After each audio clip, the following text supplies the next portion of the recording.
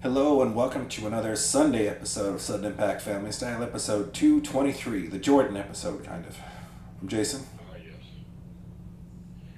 And I think I'll start us off today I want to talk about North Carolina State in the College World Series and the unfortunate situation of guys not getting vaccinated and getting tested every day and somebody going to the wrong place or just coming down with the virus and affecting other people and they couldn't play and they had to end up forfeiting a game they could win and they ended up playing a game they could have won and they played it with 13 people. And I mean, it just goes to show you that, first of all, the vaccine's not political. I mean, if you die, that's not political. If you get sick, that's not political. No. If you want to make it political, I guess you can, but it's not a political thing. And it just seems like people have made it a political thing. I mean, the coach kind of came out, when I heard what he said, I immediately knew they weren't vaccinated. Yeah. Because he said, I don't want to talk about baseball, I don't want to talk about politics. And that's what, as soon as he says it like that, then you know what's going on.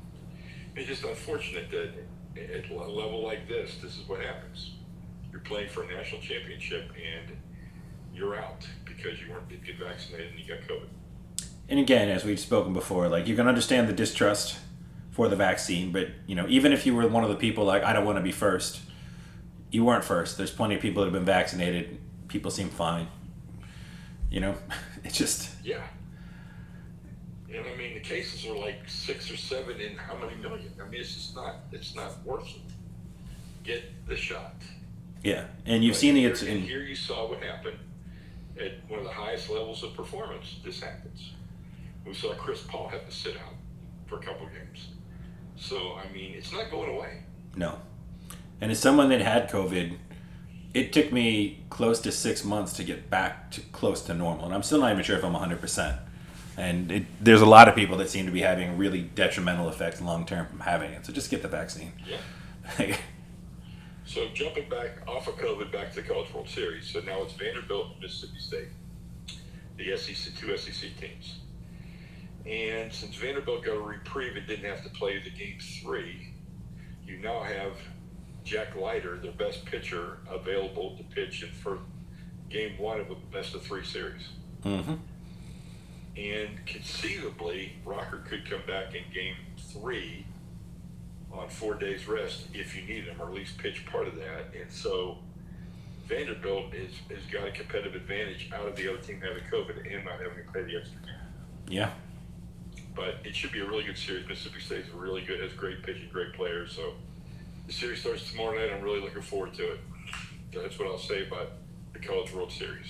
Okay. Those of you that know me know I'm not a huge hockey fan, but I am a light hockey fan. And so the other night, on Saturday night, it's Friday night, I get to go to Game 7 of the Lightning. Let's look at me. The Lightning. Who they play? The Islanders. The Lightning and the Islanders series. See, I am not a hockey fan. Yeah. And I saw the Lightning score a goal on a shorthand power play. It was a beautiful thing. And I watched the goal, Valesky or whatever his name is. Close enough. I watched him in goal, and he was amazing. He's like a big cat in that net. And I get appreciation for the game. I'm still never going to be a fan. I'm still like to go out of my way to go or go out of my way to watch. But I do enjoy the Lightning, and I support Mr. Bennett. And I've had a good time, and I'm still going to go to Game 2 of the Stanley Cup. And I think it'll be my first Stanley Cup game ever. Wow. Yeah, I'm pretty sure. Yeah. And as we said off air, I thought that was a funny thing you said, that you kind of would like to see the Canadians win because you like to see a Canadian team win the Stanley Cup, even though Canadians win it every year. Is that how you said it? that's pretty much how I said it, yeah. Almost every team is made up mostly of Canadians and Europeans. So the Canadians technically win the Cup every year in a weird way, but a team from Canada hasn't won since '93. And I think it'd be nice to see the Canada team. Canadian team win it. So it'll be interesting. It should be a really good. I think obviously the Lightning are favored. It should be a good series. See, but I'm going to enjoy it. Yeah. So for those of you that know I'm not a great hockey fan, know that I said I'm going to enjoy hockey. So, and I'll actually watch when they play the games and I'm not at the game. So. Now I know they've said this about other things that I've never experienced, but hockey, especially playoff hockey, like it's not the same as it is on TV. More, I mean, I think more so than almost any sport, you really benefit from being there. And again, I've Well, I heard can this. tell you from listening on the radio, Yeah, it might be the worst sport ever on the radio. I could see that. Because you could be absolutely total. Since there's so many line changes, you can be so totally confused in a matter of seconds. I think, I mean, I guess if you look at technology, like in sports, baseball clearly still works as a radio game. As Yes. one of the older American sports and slower, like it's the perfect radio sport. And I think football works on the radio. I would say somewhat. Yeah, somewhat. Yeah. I'm Basketball. listening to football on the radio. There's enough time between plays to set and everything. I think basketball's tough. I think hockey's ridiculous. Yeah. And I've never listened to golf, but I'm sure golf is fine. Yeah. If you're trying to follow one or two players, whatever that would be. But we do have other playoffs happening. We do. And we've got the young Suns with old man Chris Paul up 3-1 right now. Looking in a very nice spot. And I mean, we picked them both to win, I think, the entire thing. And they're certainly not hurting anybody. I mean, they look really good. Well, we picked them to win after our other teams got eliminated. Yeah. That's true. That's true. That's very true. Yeah. We didn't pick them to win Yeah, we outright. picked them to beat the Clippers. We did pick them to beat the Clippers. Yes. And again, I mean, I know LeBron likes to say every year he's won is the toughest year. But there's an asterisk, you could argue something every year. Like this year, Brooklyn got hurt, the Lakers got hurt. They're playing in a series where Kawhi Leonard, probably the Clippers' best player, is hurt. But the Suns have taken care of business. And if you go back to the bubble of last year where they went undefeated in the bubble and just didn't get to compete in the playoffs because they had such a poor regular season, they're a really well-coached, well-run team. They've done a great job of drafting. They have a lot of flexibility. DeAndre Ayton, almost 20-20 last night. And as Chris Paul said, he earned himself a big bag in the offseason. Not that was... And I want to admit on the show that I've always said that the Suns should not have drafted him. They should have drafted Luka. Yeah. And now I'm going to say I'm wrong because he is a much more unique talent than I thought he was. And he's showing it. And I think I'm going to give a lot of credit to Chris Paul for his development. I think and Coach Mike Williams. I think those two have done a phenomenal job with him because he's not anywhere near the player he was last year. He is really, really improved. And he's a force. He is. And he's the absolute kind of big you want because he can get out. He can defend guards. He can finish at the rim. He's an efficient enough jump shooter that you can't leave him alone on the outside. He's got great hands, good passer, and he gives you all the effort. Everything you would want. And what I would say about the game last night is Devin Booker got way too emotional. And he picked up like 3 fouls in about 5 minutes, and he ends up fouling out. And he was kind of out of control. He was way too emotional trying to play. yeah, And I think I attribute a lot of that to Randy Beverly for being his grill Patrick Beverly, yeah. and taunting him and doing everything else. And I think that will be their game plan again tomorrow night. They will be all over him and try and get him off his game because he is not since he blew up in game one. He's not had that huge game again. No, but In the last 2 games, he has not been anywhere near what he was before. No, but He's definitely off his game. I think this might be a Chris Paul game where he sort of comes in and gets, runs, controls things, gets Booker a couple easy shots early on, and does what a great point guard can do, and then I think it gets Booker going again. Well, I know this, I didn't really fathom this, but now I realize it because they pointed out on the broadcast last night that if the Suns win, it will be Chris Paul's first trip to the finals. Yeah. I always thought he'd been to the finals at least once before, but that's No. bad on me. He and the Clippers team had always sort of flamed out with Lob City, and Yep. I think there's lots of guys, and I think as of right now, Harden is one of them, of a guy that seems to perform poorly in the playoffs. Looks like they shrink in the moment. They're not the player they used to be. Now, granted, Harden, gutted it out again with the Brooklyn series this year and looked pretty good. And maybe he'll change his fate next year. But you look at the past, and he's sort of shrunk in big moments, and his teams have collapsed. Whereas Chris Paul is one of those guys that Sort of like Charles Barkley gets lumped in as a guy that's never won, but it's never been because he's played poorly or it just gone up against the wrong team at the wrong time. Like Barkley had Jordan, and you weren't beating Jordan, and you get the wrong call here, wrong call there. But I mean, Chris Paul is one of those guys that I think gets unfairly shackled as he can't win in the big one, but maybe he's never really had Yeah, he's never had the right pieces around. Yeah, because sometimes you can be the I think he's got the pieces not only to advance but possibly to win it all. Because if the Clippers were to come back down 3-1, that would be pretty historic. I actually thought they were going to pull it out last night. I really did. Well, but they missed 12 consecutive shots when they were down 1 point. Yeah. And they never had the lead last night at any point in time. No, although they were within 1 point most of the fourth quarter, all of the fourth quarter. Well, usually you only give up 84 points. You usually win that game, but when you only score 80, obviously you don't. I mean, math tells you that. But I mean, and playoff P looked not great yesterday. But I feel like if we look at this playoffs overall, DeAndre Ayton and Chris Paul and Devin Booker and the Suns in general have had like this just coming out party. They look awesome. Giannis got over the hump in the last round. Who knows if we get past the Hawks? Trae Young has established himself as an absolute star in this league. And then playoff P, I think, did play himself pretty well for most of the time. Like, he's been able to, do a lot with Kawhi not being there. I mean, his last game was not his good game, but, I mean, he had some great performances that, brought back memories of Indiana Paul George going up against LeBron James. Was why he got all the money. And, because it's hard to look more like what you'd want in a basketball player than Paul George.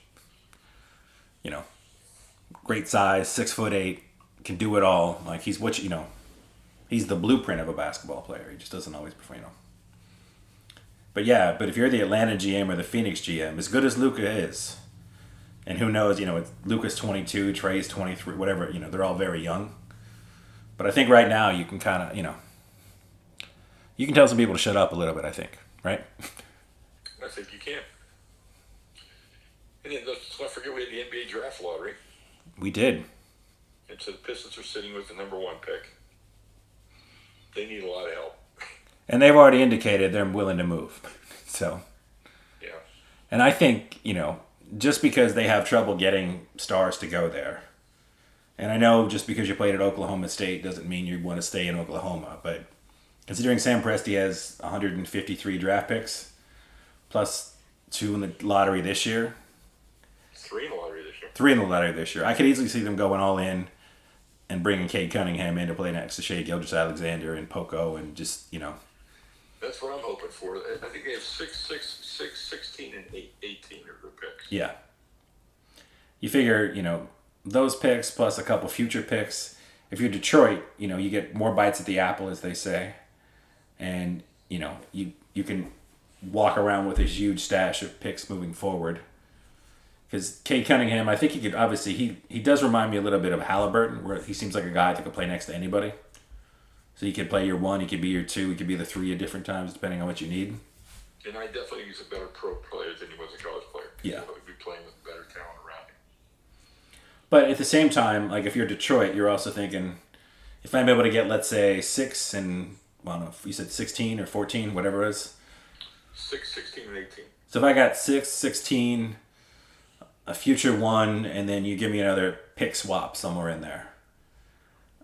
I mean, again, I like Cade Cunningham, but I'm not sure if he's, ultimately, I don't know if he's going to be better than Suggs or even Mobley, who's a little guy, got a little DeAndre Ayton thing happening for him. He doesn't seem like he's far and away the best player in this draft.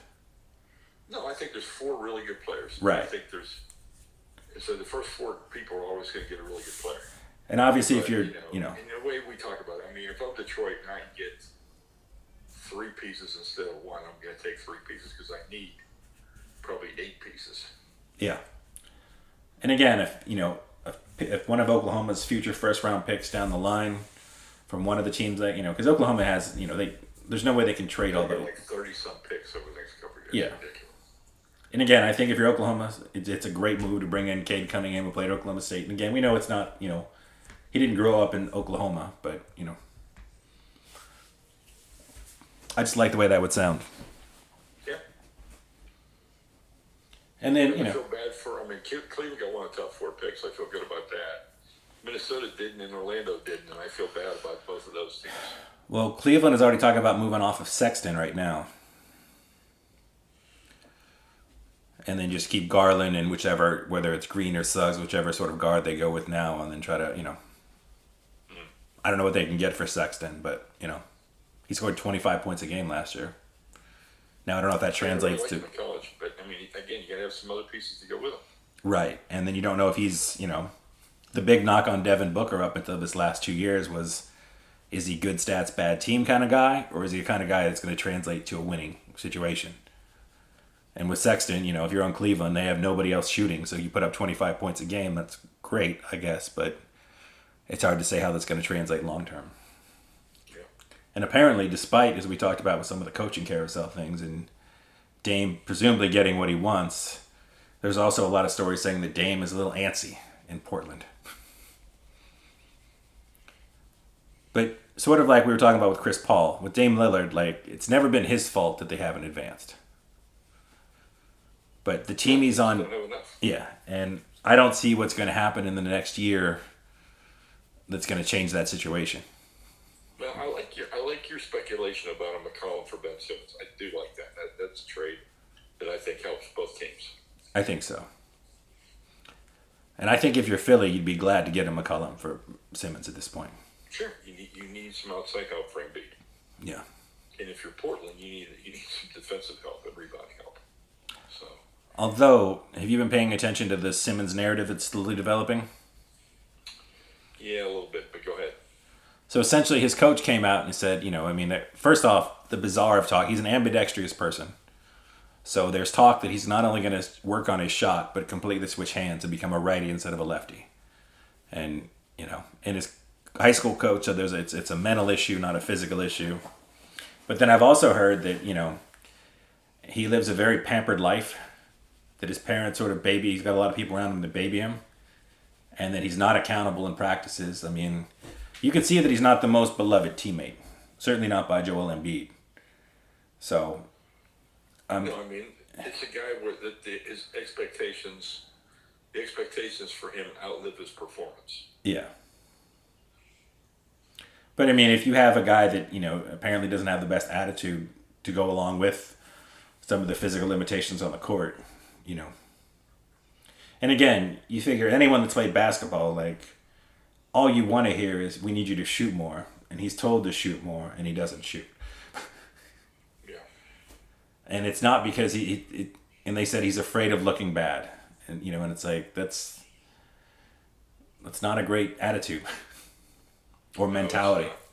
And that mentality, because you look at Giannis and he's not a great shooter, but he keeps taking the shots. And he keeps going to the hole, even though he's a terrible free throw shooter. He's not afraid to get fouled and go to the line. And that's all you need out of Simmons, is just don't be afraid. But, Well, I'm going to move us on to some baseball talk. What? Okay. Yeah, some baseball talk. First of all, I'm jacked about the All-Star, the Home Run Derby. Ohtani's going to be in the Home Run Derby. Tatis is not. And while that disappoints me, I'm figuring Acuna probably will be. And the guy the Orioles had cancer survivor, has got 15 home runs. He's going to be in it. And I actually think the Home Run Derby could be a lot of fun this year in Colorado with the light air. Yeah. So I think Ohtani might hit a 500-foot home run in batting practice in the Home Run Derby. I would say I've never tired of the Home Run Derby. No, but I'm excited that there's some better talent in it this year. Or it looks like there's going to be. Now, I am definitely disappointed about Tatis, because Tatis would put on a show. Oh, yeah. He had 3 home runs the other night. And that's the night he said he wasn't going to be in a Home Run Derby. Well, I mean, there is that, Madden-esque curse of, if you're in the Home Run Derby, you do things different to try to hit those balls out, and even though it's only for an hour of a week, there are guys that come back and they slump after the Home Run Derby, for whatever reason. Well, if I was going to be in a Home Run Derby, I would want to be in a Home Run Derby in Coors Field. Yeah. I'll put it that way.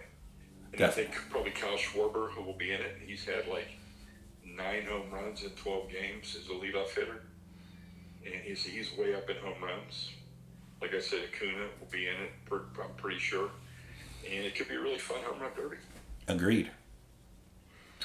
Performance-wise, as bad as the Pirates are, the Diamondbacks are worse. Having lost most games ever, most consecutive road games ever. And it's just really a really poor team. And so it's going to be really interesting to see what happens to some of these teams. I mean, that's a major market team, and they're really bad. And so what are you going to do? I mean, it's a team that has won a World Series. Yeah. But they really have not been that successful in a market where you would think they have the resources to be successful. So we'll see where that goes. Yankees, Red Sox, always there. Yankees, Red Sox, Rays is the American League East, and I'm sure that's going to stay that way. The Rays bring up the number one prospect in all baseball, Wander Franco, who hit a home run in his first game. And so we'll see. I mean, there was a story in the Tampa paper of all the highly rated prospects have come up, rated number one and flamed out. So there's always a danger there as well. The Giants are surprisingly the best team in baseball. Nobody saw that coming. No. And then you have the Giants, the Dodgers, and the Padres all in one division in the National League West, just like you have the three teams I mentioned in the American League East. So, I mean, you've got a lot of really talented teams. The playoffs could be a lot of fun this year. The shakedown of the pitcher thing is kind of ridiculous. And Mike Schmidt, the Hall of Famer, said, and I read this morning, that it's not like the pitchers are doing something they've never done before. Right. He said he's blaming the lack of offense on shifts, over-reliance on analytics, launch angles, bat speed, and different things like that, where people just aren't trying to get base hits. They're trying to hit home runs or hit fly balls. Yeah. And there's a lot of strikeouts, and the acceptance of a strikeout is better than a double play. So a real philosophical shift based upon, in large part, analytics is what he's attributing poor offense to. And I don't know if I would argue with it. No. I mean, as we said with basketball, I mean, if you go too analytic heavy, you end up with a really boring, generic-y brand of basketball. Now, the nice thing about we've seen with both Trae Young, Chris Paul, Kawhi Leonard, Paul George, they all have mid-range games. A shot that analytics typically doesn't like, but mid-range just opens up a lot of things on the floor and just makes basketball a better game. And like with baseball, analytic people would, when it first came out, I remember they were going after like Mattingly and Wade Boggs, saying they were selfish hitters for trying to get singles. And and it's just like, they're getting on base. Like, I don't know. Yeah. I was like, you see the shift. I mean, yeah. If they're playing without a third baseman, you could actually bunt every time and almost always get a hit. Yeah. But you're not doing that. And why aren't you doing that? If you could automatically be on first base, why would you do that? I don't know. Because one every 10 times you're going to beat shift hit an extra base hit. I don't know. Don't understand it. No. Talk about your Steeler moment, David DeCastro. Yeah, well, I mean, I guess as the paper already thanked him in Pittsburgh, but a big thank you to David DeCastro. Drafted him in 2012, played 9 years for the Steelers. 6-time Pro Bowler, I think 4-time All-Pro. Yep. But he's coming off a down season where he was in and out of the lineup with injuries. He's about to have yet another ankle surgery, and he's talking the way that when you hear players talk, you don't feel like they're coming back. No. I'm sure he's not happy about, Your body can only give you so much. You can only ask so much of it. Yeah. And so 3 ankle surgeries on a guy that's, 6'5"? 300 pounds? Yeah. 300 pounds? But when you say, I feel like I've done enough, I'm fine if I don't get to come back, that's, it's pretty rare that you come back. Yeah, I would agree with that. And the Steelers were able to pick up Trey Turner, who was also a 5-time Pro Bowler, 2-time All-Pro, who's coming off injuries and probably the worst season of his career. I think he was the 90th rated guard last year on a team with a bad offensive line. So hopefully he can step in and fill the void. And, it's just a bummer. And it's not that, you don't want to start seeing, the better players go away, I guess. But injuries are a part of the game, as they say. So. And in this year, I would say they've been too much part of every game. Yeah. And again, I don't know what the reason is, but there's something. No.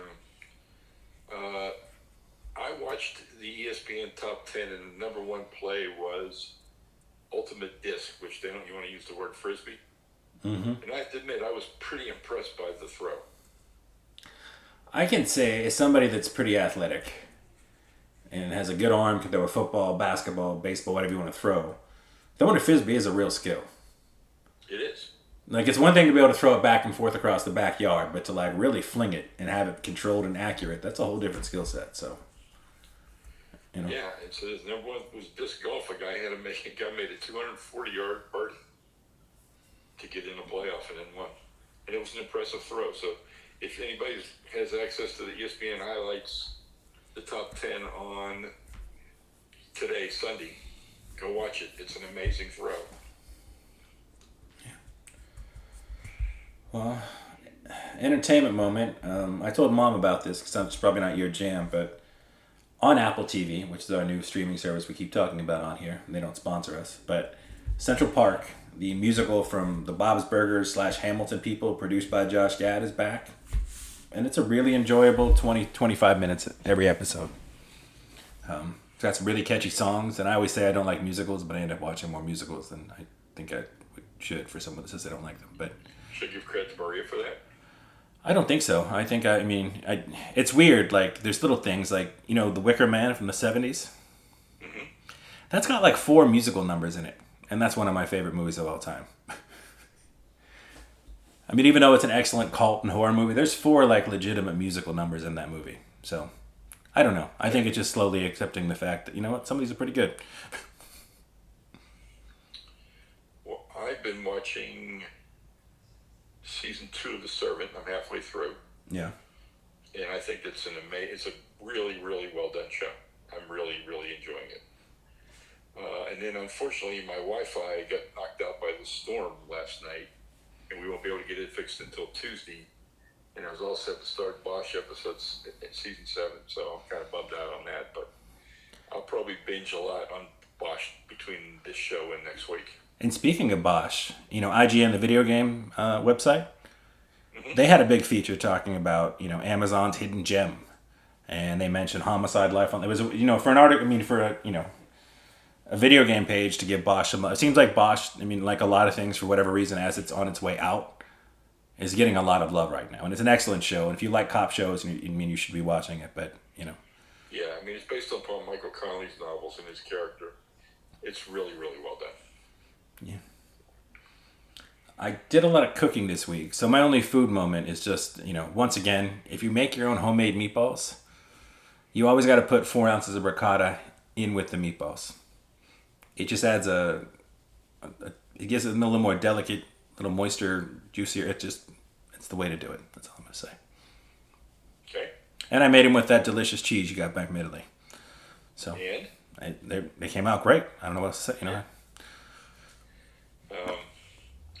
I made Tony Soprano. I made Junior Stefano's favorite baked ziti this week. His mom had made sauce last week, and then I had some good cheese. But I've always been a good baked ziti fan. Yeah. With a lot of ricotta and provolone and Parmesan. It's Italian. I call it Italian mac and cheese with tomato sauce. Yeah, basically. It's a good thing. My food moment is going to happen tonight. I've been there once. Casa Santa Stefano, which is Richard Gonsmark, owner of the Columbia's Italian Sicilian chain, or not chain, but his Sicilian entree into the market in Ybor City was fantastic, and I'm going back again tonight. Nice. Really good place. Very nice. And by the time we come back next week, I think we'll probably have a pretty good idea who's playing in the NBA Finals, and we should know how the NHL Finals are going as well. And we'll be able to report on the end of the College World Series. And with that being said, if you are listeners and you want any general topics discussed, like we're going to have those couple of months where it's going to be scattered Major League Baseball and NBA offseason and NFL preseason, but, any topic you have for the show, any questions you have, we'd love to hear them from you. So, you know. Absolutely. So until next week. Peace out.